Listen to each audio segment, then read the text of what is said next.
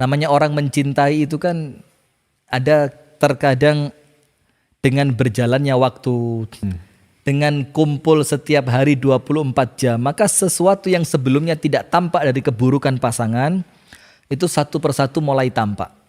Nah, ketika keburukan-keburukan ini mulai tampak, maka kita perlu belajar lagi bagaimana mencintai mereka dengan keburukan yang telah kita lihat, sebagaimana kita mencintai mereka sebelum keburukan itu nampak. Jadi artinya kan begini. Jadi seperti Abu Shanu menikah dengan istrinya, saya menikah dengan istri saya. Di awal ta'aruf kan tidak mungkin yang dita'arufkan itu sesuatu yang buruk kan. Betul. Saya kalau tidur ngorok loh ya. Kan gak lucu. Iya. Namanya orang ta'aruf itu sampai Rasulullah SAW itu mengajak ta'aruf untuk supaya orang cocok, bukan dicari tidak cocoknya. Nah, benar-benar. Nah, sehingga tentu ketika ta'aruf itu sunnah yang disampaikan adalah perkara-perkara yang baik. Nah, ketika di awal ta'aruf yang muncul kebaikan, seorang istri yang jaim-jaiman, seorang suami juga yang jaim-jaiman, gak berani kentut di depan pasangan. Mana mungkin ta'aruf kentut. Waduh, merusak. Ini udah rusak semuanya ini. Kemudian ketika ta'aruf itu kan yang diceritakan yang baik-baik, keburukan tidak tampak. Nah, setelah antum mengetahui apa-apa yang baik dari calon pasangan, maka kita kan otomatis jatuh cinta. Cocok nih kayak ini. Maka muncul kecocokan dan kecondongan hati kita kepada mereka. Dan itu wajar banget gitu kan. Nah, setelah akhirnya menikah, dan tentu saya rasa pemirsa di rumah juga ada yang senyum-senyum nih. Iya, dulu kok nampaknya indah-indah aja ya. Kok sekarang mulai nampak, mulai uring-uringan, mulai cuek, mulai jaim dengan yang lain, bukan jaim lagi dengan pasangannya. Nah, maka setelah berjalannya waktu, setelah proses pernikahan yang begitu indah, malam pernikahan yang begitu menyenangkan, hari H pernikahan yang tidak terlupakan mungkin sepanjang hidup kita, kan begitu? Tapi kenapa tiba-tiba sekarang dengan berjalannya waktu mulai nampak kekurangannya, mulai nampak keburukannya, mulai nampak sisi manusiawinya, mulai nampak ada kejenuhan satu dari pasangan itu. Maka kenapa antum tidak belajar untuk mencintai pasangan antum sekali lagi? Nah, maka artinya di sini, ayo kalau dulu bisa mencintainya dengan tulus, kenapa sekarang setelah nampak aibnya antum tidak cintai dia dengan tulus lagi? Nah, maka di sini kita perlu belajar untuk mencintai sekali lagi. Coba cek, ngelirik di samping. Itu kan yang nonton di rumah kan ada istri di samping. Coba itu tangan istrinya dipegang sekarang. Saya mau latihan untuk nyaman menyentuh tangan ini sekali lagi. Yang dulu sempat antum merasakan ketika menyentuhnya penuh getaran, coba sekarang dilatih lagi. Cinta itu bukan sesuatu yang kemudian kita biarkan begitu saja. Kemudian dia akan datang juga begitu saja. Tidak. Cinta itu adalah sesuatu yang perlu diikhtiarkan. Maka ketika kita mengucapkan ajari aku mencintaimu sekali lagi, harus ada ikhtiar, bukan sekedar kemudian angan-angan. Gimana ya kok gak muncul cinta seperti waktu itu ya? Gimana ya kok tidak muncul kenyamanan seperti waktu itu ya? Gimana ya waktu itu 3 tahun awal pernikahan waktu begitu tidak terasa, ketika punya anak pertama begitu bahagia, kenapa sekarang itu semua hilang? Nah, maka untuk memunculkan ajari aku mencintaimu sekali lagi, itu bukan angan-angan, bukan sekedar omongan, tapi perbuatan. Nah, saya kasih satu contoh. Begini, salah satu di antara contoh agar kemudian kita itu bisa mengulang kembali cinta kita sekali lagi. Dan ketika hilang, ulang lagi sekali lagi. Hilang lagi, ulang lagi. Sehingga akan mencintai orang yang sama dalam waktu yang berkali-kali. Bisa kebayang gak sih? Mencintai orang yang sama berkali-kali. Berkali-kali. Bahkan kalau bahasa kita semakin hari semakin cinta. Kenapa? Karena semakin hari semakin terbukti pengorbanan dia untuk kita. Semakin hari, semakin terbukti kesabaran dia atas keburukan kita. Semakin hari, semakin terbukti bagaimana dia meninggalkan godaan orang-orang lain hanya untuk kita. Semakin hari, semakin terbuka cinta yang asli antara kita dengan dia, dengan pasangan itu. Nah, maka ketika kita mengucapkan semakin mencintaimu di setiap hari yang kita lewati, itu bukan omong kosong, karena semakin terbukti. Pantas kamu saya cintai. Dengan anak kamu seperti itu, dengan aku kamu begitu mencintai, begitu pengorbanan, begitu tulus, begitu sabar. Sehingga seiring berjalannya waktu memang ketika saling mencintai dan semakin mencintai itu pantas. Maka poin pertama, apa yang menjadikan cinta antum zaman itu begitu berkesan? Datang ke tempat itu. Datang ke tempat itu. Atau kemudian naik kereta yang sama. Atau kemudian mungkin jelajahi tempat-tempat yang sama. Supaya apa? Untuk kembali membangkitkan cintanya kepadaku. Maka dengan apresiasi dari pasangan, itu akan menjadikan Anda semakin terbuka hati untuk kembali mencintainya sekali lagi. Itu poin yang pertama. Jadi harus betul-betul ikhtiar bagaimana tempat-tempat, kenangan-kenangan, kendaraan bahkan yang sempat menjadi momen indah dalam kehidupan Anda, itu ulang sekali lagi. Supaya memorinya kembali dan mengembalikan rasa yang sudah mulai luntur tersebut. Bagaimana An-Nabi SAW itu menikahi Ibunda Aisyah itu ketika usianya sudah 52 tahun. Jadi bukan lagi cinta monyet, bukan lagi cinta karena fisik, bukan lagi cinta karena sesuatu yang perkara-perkara duniawi, tapi betul-betul cinta yang cinta ini akan mengantarkanku untuk semakin dekat kepada Allah Subhanahu wa taala. Dan di waktu itu Ar-Rasul sallallahu alaihi wasallam mencontohkan kepada kita, ya Allah, nah kalau ingat ini roto-roto merinding gimana itu. Itu lomba lari dengan istrinya. Antum bayangin laki-laki dengan usia 52 tahun yang sekarang mungkin kalau disuruh lari-lari di pinggir jalan udah gak lucu dah. Itu Rasulullah berlari dan di sampingnya seorang wanita yang umurnya masih belasan.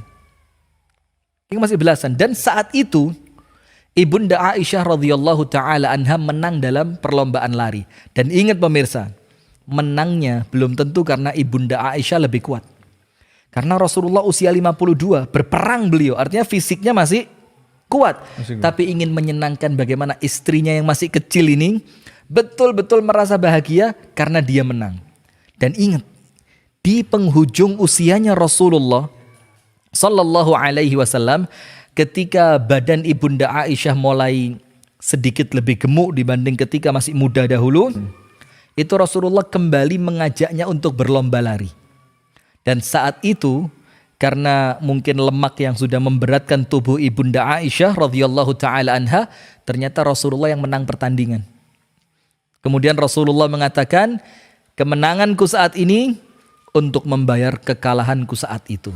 Nah, di sini kan ada ingin jangka waktunya juga, Ustaz. Ada jangka waktu dan kemudian melakukan sesuatu yang sama. Yang sama di di jarak waktu yang sedemikian tidak singkat dan tentu di masa yang sepanjang itu ya ada konflik, ada kecemburuan, ada kemarahan, ada baper-baperan. Itu normal banget. Tapi kemudian Rasulullah mengajarkan kepada kita untuk berikhtiar. Coba sih gimana kalau saya lakukan apa-apa yang saya lakukan di awal saya mencintainya dulu.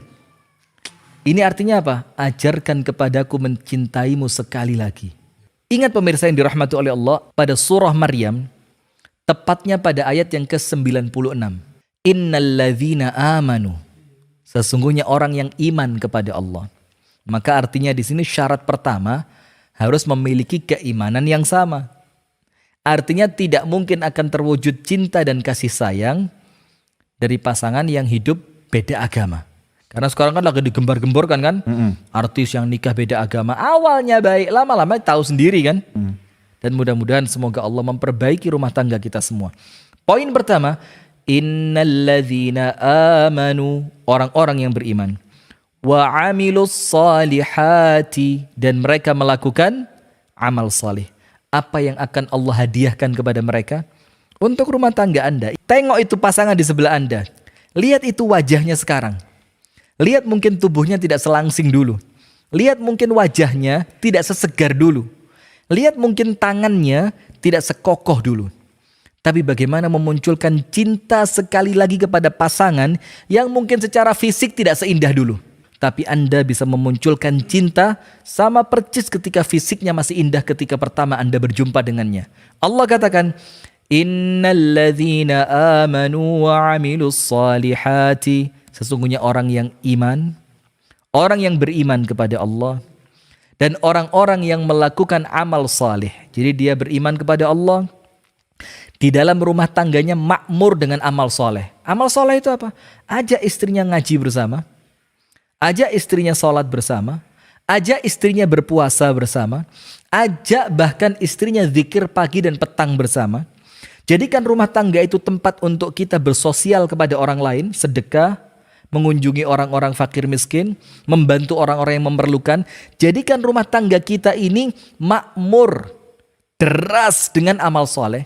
Apa yang akan Allah hadiahkan? Sayaj'alu lahumur rahmanu wudda. Wudda. Allah akan berikan kepada mereka yang namanya wudda, mawaddah.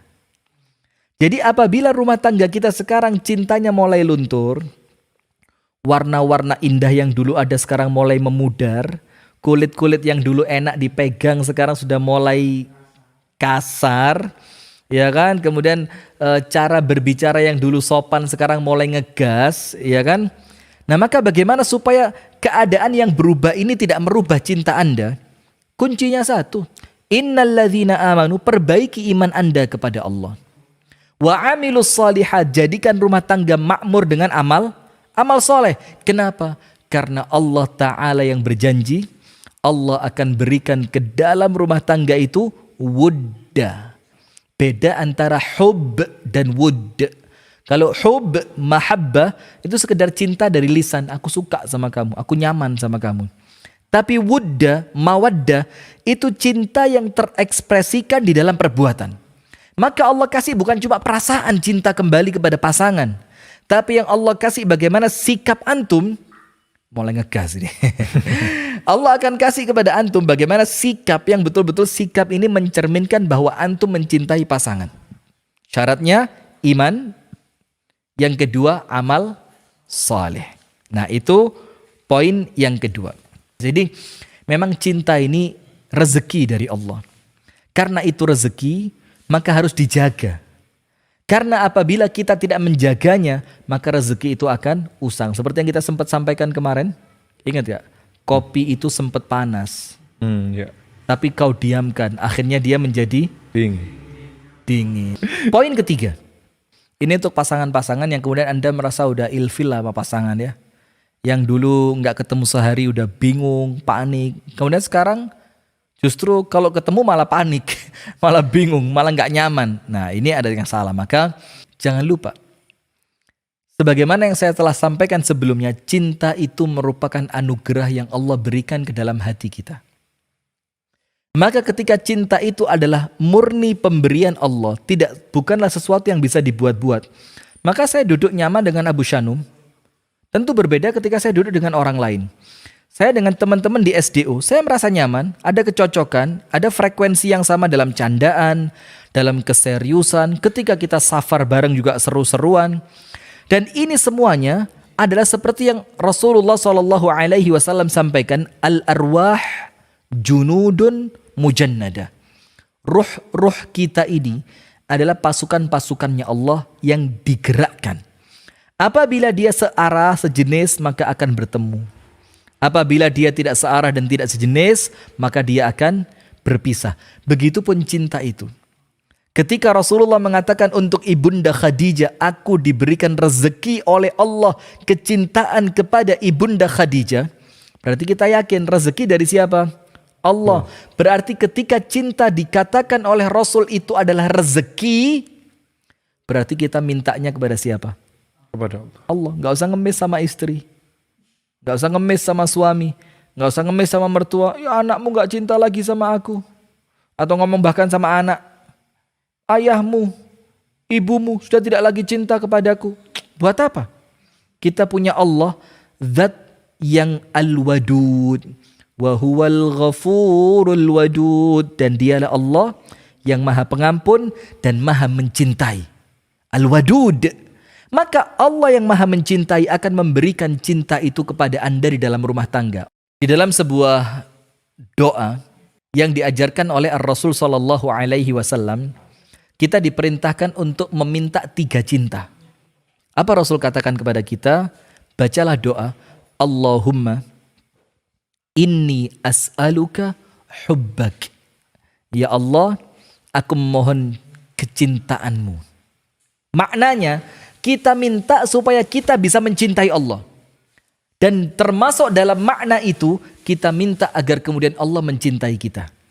Allahumma inni as'aluka hubbak. Ya Allah, aku memohon cintamu ya Allah. Kemudian yang kedua, wa hubba man yuhibbuk. Dan berikan kepadaku cinta kepada orang-orang yang mencintaimu. Jadi mintanya kepada siapa? Kepada Allah. Kepada Allah. Berikan aku ya Allah, berikan aku kemampuan untuk mencintai orang-orang yang mencintaimu. Sekarang lihat pasangan Anda. Pasangan kita alhamdulillah, yang laki-laki salih, yang perempuan salihah. Dia tidak pernah melakukan perkara-perkara yang neko-neko. Dia terus ada di rumah kita. Dia siap melayani kita. Dia taat kepada Allah dengan pakaian jilbabnya. Dia senantiasa mentaati Allah dengan sholat 5 waktunya, dengan puasanya. Artinya pasangan kita adalah pasangan yang cinta kepada Allah, yang kita minta sama Allah agar kita diberikan cinta kepada orang-orang yang mencintai Allah. Yang pertama, Allahumma inni as'aluka hubbak. Ya Allah, aku minta kepadamu, berikan kepadaku cintamu. Wa hubba man yuhibbuk, dan berikan kepadaku ya Allah kecintaan kepada orang-orang yang mencintaimu. Ini pasangan kita cinta sama Allah. Dia kalau sedih mengadu sama siapa? Sama Allah. Dia cinta sama Allah. Kita minta kecintaan kepada pasangan ini kepada Allah. Wa hubba amalin yuqarribuni ila hubbik, dan jadikan aku mencintai amalan-amalan yang mendekatkanku untuk mencintaimu. Sekarang cinta sama pasangan itu mendekatkan kita kepada Allah. Betul apa enggak? Ini pasangan halal ini. Ya. Halali, ini halal kita ini. Menujunya aja udah mengharap ridha Allah tentu ya, dengan Kita, cara-cara dengan cara pernikahan itu sampai Rasulullah mengatakan Allah fin nisa. Takutlah kalian kepada Allah di dalam perkara perempuan, di dalam urusan wanita. Kenapa? Fa innakum akhadtumuhunna bi amanatillah, karena kalian mengambil mereka itu amanah dari Allah. Wastahlaltum furujahunna bi kalimatillah, dan kalian dihalalkan untuk bersenang-senang dengannya itu karena kalimat Allah, yaitu kalimat ijab dan qabul. Nah, maka ketika kita mencintai pasangan yang sah, pasangan yang halal, ini masuknya dua. Kita juga cinta kepada Allah lewat pasangan kita. Kita cinta pasangan kita karena dia mencintai Allah, dan mencintai pasangan merupakan amalan yang mendekatkan kita pada cinta kepada Allah. Tiga-tiganya dapat. Antum jangan tinggal doa ini. Allahumma inni as'aluka hubbak wa hubba man yuhibbuk wa hubba amalin yuqarribuni ila hubbik.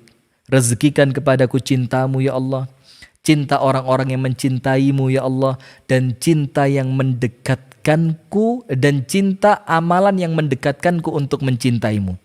Nah, jadi doa ini punya pengaruh yang kuat. Sementara kita sekarang lihat rumah tangga kita, doa cuma di awal ijab qabul.